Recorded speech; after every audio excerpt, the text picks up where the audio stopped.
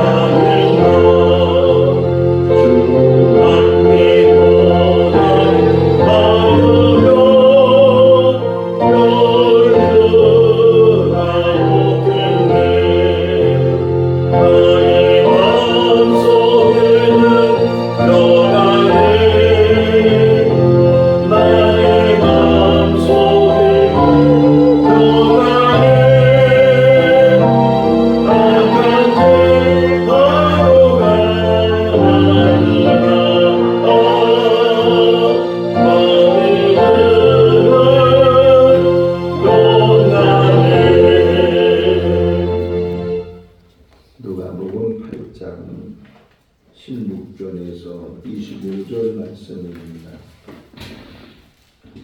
누가복음 8장 16절에서 25절.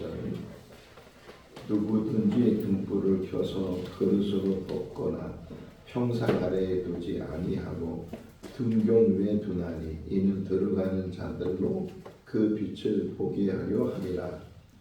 숨은 것이 장차 드러나지 아니할 것이 없고 감추인 것이 장차 알려지고 나타나지 않을 것이 없느니라. 그러므로 너희가 어떻게 들을까 스스로 삼가라. 누구든지 있는 자는 받겠고 없는 자는 그 있는 줄로 아는 것까지도 빼앗기리라 하시니라. 예수의 어머니와 그 동생들이 왔으나 무리로 인하여 가까이 하지 못하니 어떤 이가 알리되 당신의 어머니와 동생들이 당신을 보려고 밖에 서 있나이다. 예수께서 대답하여 이르시되 내 어머니와 내 동생들은 곧 하나님의 말씀을 듣고 행하는 이 사람들이라 하시니라. 하루는 제자들과 함께 배에 오르사 그들에게 이르시되 호수 저편으로 건너가자 하시니 이에 떠나 행선할 때에 예수께서 잠이 드셨더니 마침 강풍이 호수로 내리침에 배에 물이 가득하게 되어 밑에 앉으라. 제자들이 나와 깨워 이르되 주여 주여 우리가 죽겠나이다 한데 예수께서 잠을 깨사 바람과 물결을 꾸짖으시니 이에 그쳐 잔잔하여지더라. 제자들에게 이르시되 너희 믿음이 어디 있느냐 하시니 그들이 두려워하고 놀랍게 여겨 서로 말하되 그가 누구이기에 바람과 물을 명하며 순종하는가 하더라. 아멘. 제가 토요일 날 이발을 했는데 바로 우리 교회 옆에 있는 이발소를 가서 이발을 하는데 이발소로 이렇게 들어가려고 하니까 그 앞에 챙이 햇빛을 가리는 챙이 있는데 그 챙 위에다가 큰 박스를 하나 올려놨어요. 근데 보기도 조금 안 좋고 그래서 그 이발소 사장님한테 왜 저 챙에다가 박스를 올려놨냐고 이렇게 물으니까 그 사장님이 그 챙 그 밑에 쇠 막대기가 있잖아요. 받침 막대기. 그 막대기에다가 제비들이 집을 줘가지고서 거기서 이제 알을 낳고 또 알이 까고 제비 새끼들이 또 이렇게 자라고 이제 그래서 햇빛을 막아주려고 그 박스를 올려놨다고. 이렇게 다시 쳐다보니까 정말 거기 제비집이 있어요. 여러분 제비집에 또는 새집에 이렇게 새끼들이 어미가 올 때까지 기다리고 어미가 막 오면 새끼들이 하는 일이 뭐예요? 할렐루야. 어떻게 입을 벌려요? 쫙 벌려요. 그냥 최대한으로 입을 벌려요. 우리 찬양 전도사님이 정교인 찬양대 이렇게 찬양하면서 입을 크게 벌리라고 입을 크게 벌려야 찬양도 크게 나오고 하나님 말씀을 듣는 것도 마찬가지. 귀를 크게 열고 마음을 크게 열고 한번 상상을 해보세요. 그 새끼들이 살려고 입을 크게 여는 것처럼 어떻게 보면 우리가 영적으로 지금 영의 양식을 새벽마다 이렇게 받고 있는데 입을 크게 열어야 된다. 제가 새벽마다 말씀을 먼저 묵상하고 이게 또 이렇게 말씀을 전하는데 예수님이 강조하는 게 있더라고요. 예수님께서 예를 들면 씨 뿌리는 비유 들었잖아요. 어떤 사람이 씨를 뿌리는데 그 씨가 길가에 떨어지기도 하고 또는 바위 돌짝밭에 떨어지기도 하고 가시덤불에 떨어지기도 하고 좋은 땅에 떨어지기도 하고 제자들이 물었어요. 이 비유가 어떤 이야기입니까? 그러니까 다시금 예수님께서 설명을 해 주시는데 그 씨는 하나님의 말씀이다.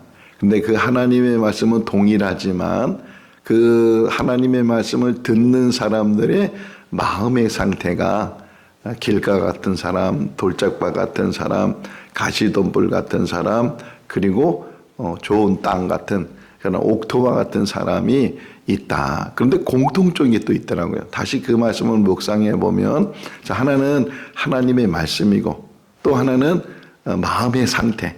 딱딱한 그런 돌짝 같은 가시덤불 같은 또 옥토 같은 그런 마음의 상태인데 그 중간에 동일하게 들어가는 단어가 하나 있는데 듣는다는 거예요. 그러니까 하나님의 말씀이 있고 마음의 상태가 있는데 듣는 상태에 의해서 듣긴 들어 똑같이 듣잖아요. 똑같이 듣는데도 불구하고 어떤 사람은 그 말씀이 들어가지 않고 어떤 사람은 좀 말씀이 들어갔다가 조금만 시련이 오고 어려움이 오고 그러면 또 넘어지게 되고 또는 어떤 사람은 좀 뿌리를 내린가 싶더니만 어떤 세상의 쾌락이나 재물이나 이런 모든 것들 때문에 또 결국은 열매를 맺지 못하는 그런 사람들이 있는 것처럼 지금도 마찬가지예요. 뭐 몇 명이 모이든 간에 지금 하나님의 말씀을 우리가 다 듣고 있는데 그 듣는 그 말씀을 어떻게 내가 나의 것으로 그 말씀을 받아들이는가. 입을 쭉 벌리고 어미 새가 주는 그 음식을 받아 먹는 것처럼 오늘 이 시간에도 이 새벽에도 하나님이 주시는 말씀이 막 갈급한 심령으로 나의 말씀으로 우리가 받아들이게 될 때 그 말씀이 은혜가 될 줄로 믿습니다. 오늘 세 가지 이야기로 되어 있지만 또 다른 이야기처럼 보이지만 이 세 가지 이야기가 이렇게 묶여져 있어요. 누가는 지금 이 복음서를 쓴 사람 누가만 그런 게 아니고 마태나 마가나 누가나 요한이나 예수님의 이야기를 여러 자료를 가지고 있으면서 거기 안에 자기의 의도를 담아요. 그렇다고 해서 없는 이야기를 쓰거나 그런 건 아니고 어떤 자료에 분명히 예를 들면 신문에 기사를 내잖아요. 요즘은 가짜 뉴스가 많아서 부분들이 가짜들도 많지만 실제로 신문에 기사를 낸다는 것은 그 기자가 책임을 지고 정확한 사실, 팩트라 그러잖아요. 정확한 사실을 이제 기사를 내는 거예요.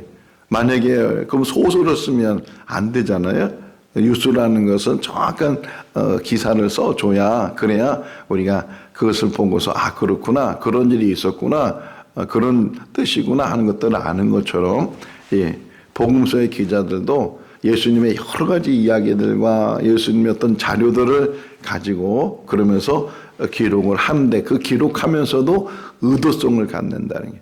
그러니까 지금 이 누가가 이 복음서를 쓰면서 의도성이 뭐냐. 좀 오늘 예를 들면 그 어머니와 동생들이 예수님을 만나기 위해서 왔단 말이에요. 그런데 예수님 사람이 너무 많은 거예요. 예수님이 집안에 계시고 사람들이 그 집안에 몰려 있고 그러면 더 이상 들어가지 못해서 표현이 뭐냐면 밖에 있었다. 밖에 서 있을 때에 어떤 사람이 예수님에게 당신의 어머니와 당신들의 동생이 왔습니다. 그러니까 그때 이제 예수님이 뭐라고 말씀하셨잖아요. 이따 다시 얘기하지만 뭐라고 말씀하셨단 말이에요. 이렇게 의도성을 가지고 지금 이 이야기를 써가면서 오늘 등잔 이야기를 해요. 등잔이 뭐예요? 옛날 우리 전기가 잘 안 들어올 때는 기름병에 호롱불 같은 거 그런 거를 기름을 채워서 심지에다가 불을 비추면 그것이 이제 비춰지게 되는데 이게 빛을 비추는 그 등잔에다가 누군가 뭐 씌워놓으면 그 켜는 이유가 없잖아요. 켜는 목적이. 그걸 하는 이유는 밝히려고. 사람들이 어둠에 있지 않고 밝음에 있게 하려고 그렇게 등잔에다가 빛을 비춰지게 되는데 그거를 감추거나 숨기거나 이렇게 가리거나 그러면 안 된다는. 그러면 이 의미가 뭐냐? 다 연결되어 있다는 거예요. 예수님께서 계속 말씀하시는 것은 하나님의 말씀을 들어야 되고 그 하나님의 말씀을 듣는 것을 감추거나 숨기거나 그냥 자기 것만 가지고 이렇게 하는 것이 아니고 그것을 드러내라는 게. 그래서 마태복음을 보게 되면 마태복음이 이제 산상수훈이라 그러잖아요. 팔복에 대한 이야기를 하고 그걸 곧이어서 하시는 얘기가 너희는 세상에 뭐라고요? 빛이다. 너희는 세상의 빛이고 너희는 세상의 소금이다. 빛도 마찬가지예요. 빛도 드러낸다는 게. 그래서 너희 빛을 드러내게 될 때 근데 마태복음 5장 16절 말씀을 보게 되면 그 빛을 뭐라고 표현하냐면 너희의 착한 행실이라고 해요. 그러니까 착한 행실의 의미 안에는 하나님의 말씀대로 순종하는 모습이에요. 그러니까 우리가 오늘 이 새벽에도 질문하는 게 내가 하나님의 말씀을 입을 착 벌리고 하나님의 말씀을 듣는 것으로 만족하는 것이 아니고 거기서 끝나는 것이 아니고 그 말씀을 가지고 순종하는 거다. 그래서 다시 이해하면 이 듣다는 말은 듣는단 말 언어적으로도 듣다는 말은 그냥 우리가 듣는 것도 용어적으로도 얘기잖아요. 그냥 지나가는데 뭔가 어디서 음악 소리가 들려서 들려진 얘기했잖아요. 그냥 흘려 듣는 거란 말이에요. 그냥 지나가 버리는 거예요. 근데 누구와 대화를 하면서 듣게 될 때는 그때는 주목해서 듣게 되고 상대방의 말을 이해하면서 듣게 되는 것처럼 지금 예수님께서 듣다 하는 그런 말은 그냥 흘려 듣는 것이 아니고 그 말을 주목하고 그 말씀을 붙들고 자기 것으로 만드는 거예요.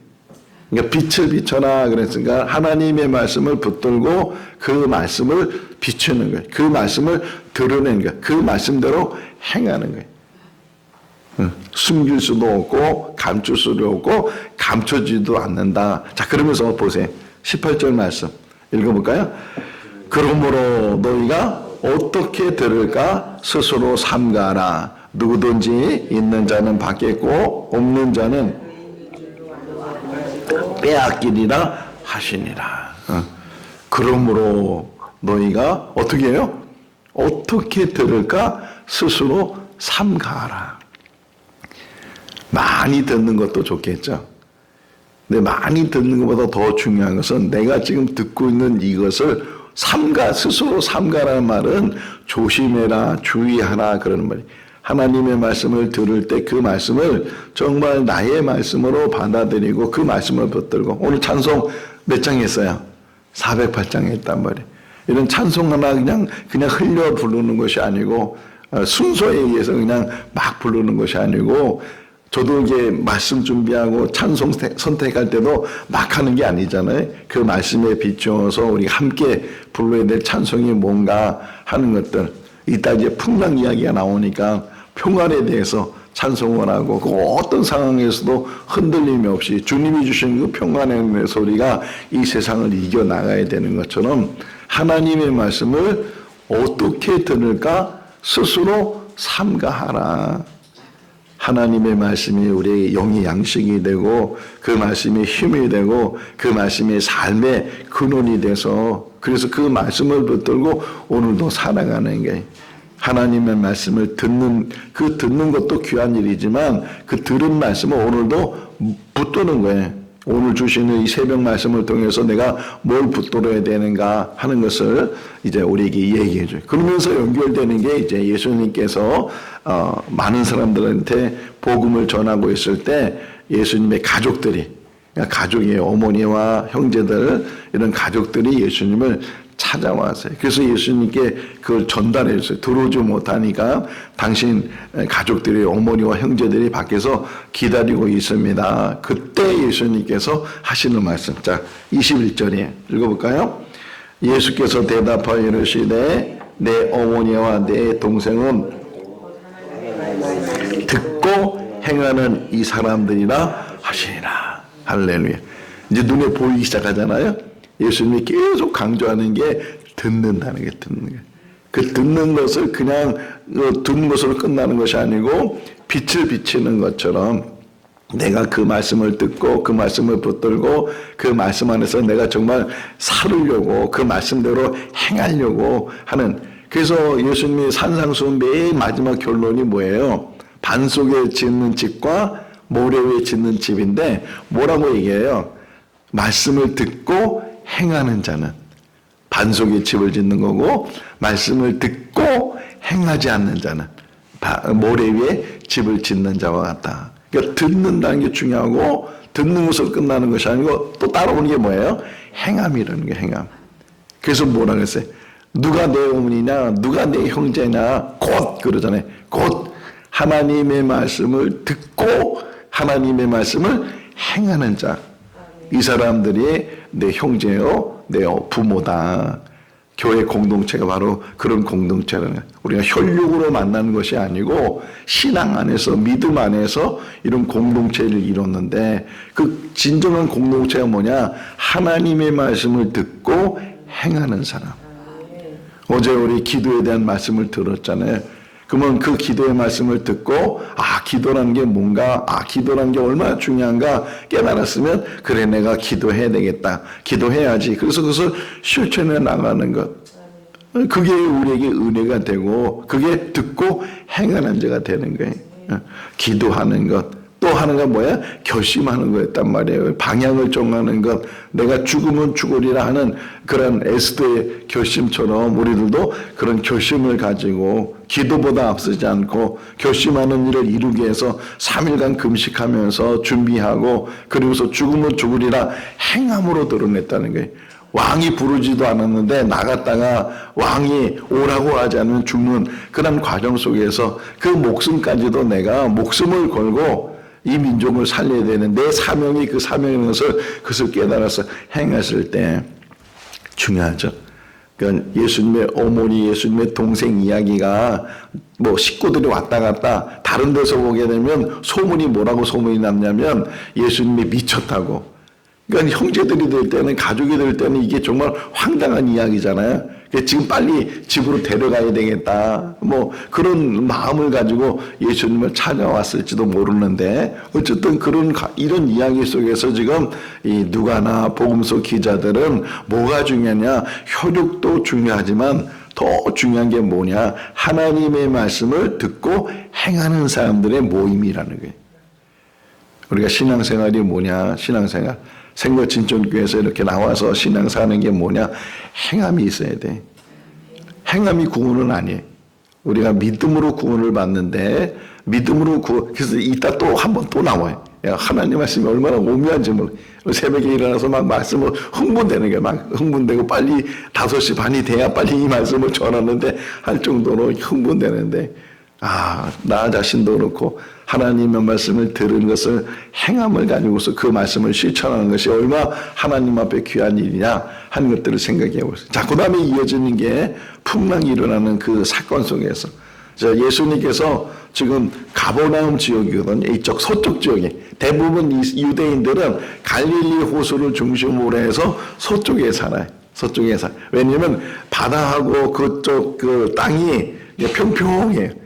마을을 짓기도 좋고 이렇게 평평해. 근데 걸어가면 이제 걸어사러 가는데, 걸어사러 가면 낭떠러지 같기도 하고 막 그렇게 살기가 어렵고 그래. 그리고 거기는 이방 지역이 이방 지역.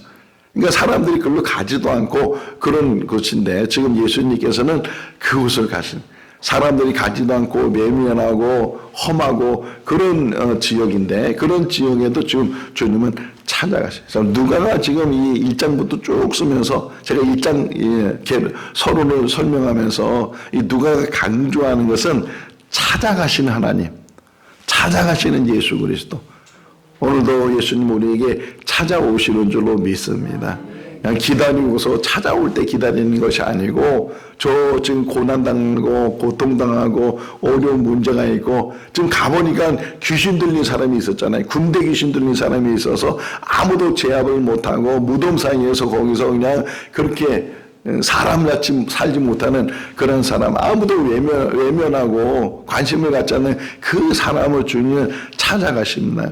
거기 몇 사람을 만났어요? 거기서 한 사람을 만나는 게, 그 귀신을 쫓아내니까 사람들이 떠나시라고, 여기 있으면 안 된다고. 왜? 자기들이 손해를 받거든요. 이제 내일 새벽에 그 말씀을 묵상하는데, 근데 어쨌든 예수님께서 그 서쪽에서 이제 동쪽으로 가는 게, 동쪽으로 가는데 배를 타고 가셨단 말이에요. 그래서 표현이 뭐예요? 23절에 보니까 예수님께서 타자마자 주무셨어요.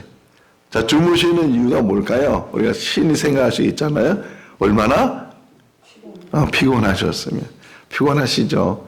새벽 일찍부터 일어나서 기도하시고, 또 아침부터 사람들이 찾아와가지고서 쉴 틈도 없이, 심지어는 식사할 겨를도 없이 그렇게 하루 종일 사람 만나고 병자 치유하고, 그러다 보니까 조금 쉼을 가질 수 있는 자리만 있으면 그냥 잠이 들었는데, 근데 이 지금 배라는 데 있다는 거예요. 배는 가만히 있는 게 아니고 막 파도가 치고 막 풍랑 걸고 흔들거리고, 그럼에도 불구하고 얼마나 피곤했으면. 여러분, 우리 인생 속에서 늘 피곤함이 떠나지 않을 때가 있어요. 늘 일하는 게 지치고 뭐 하는데 지치고 늘 피곤하잖아요. 잠이 부족하잖아요. 그런 상황 속에서, 자, 오늘 주시는 말씀이에요. 자, 피곤해서 주무시고, 또 한 가지가 거기 다 들어가 있는 것 같아요. 그 한 가지는 뭐예요?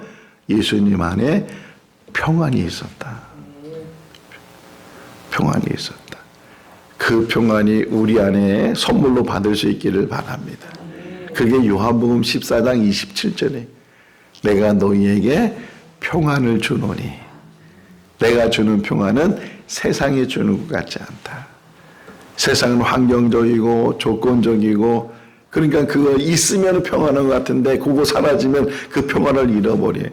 근데 예수님이 주신 평안은 어떤 상황에서든지, 환경도 조건도 다, 좋은 조건, 나쁜 조건, 좋은 환경, 나쁜 환경, 그 어떤 상황에서도 흔들림이 없는 평안이 있다.